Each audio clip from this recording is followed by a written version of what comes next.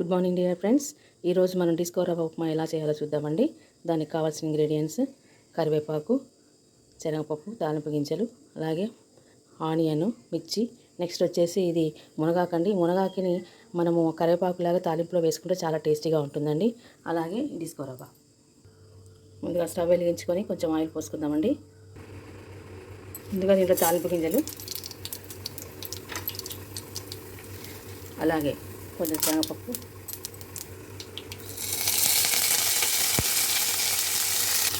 Cut చేసి పెట్టుకున్నటువంటి అన్ని ఇంగ్రీడియంట్స్ని కూడా దీంట్లో వేసుకొని నెమ్మదిగా దీన్ని ఒక 2 minutes వేయించుకోవాలి.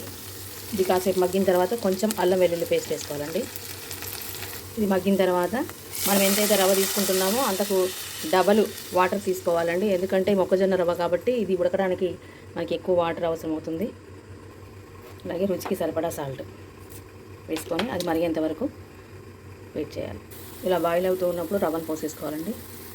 రవ్వ పోసుకున్న తర్వాత దగ్గర పడేంత వరకు ఉడికించుకోవాలి. ఇలా దగ్గర పడిన తర్వాత దింపుకోవాలండి. మొక్కజొన్న ఉప్మా రెడీ.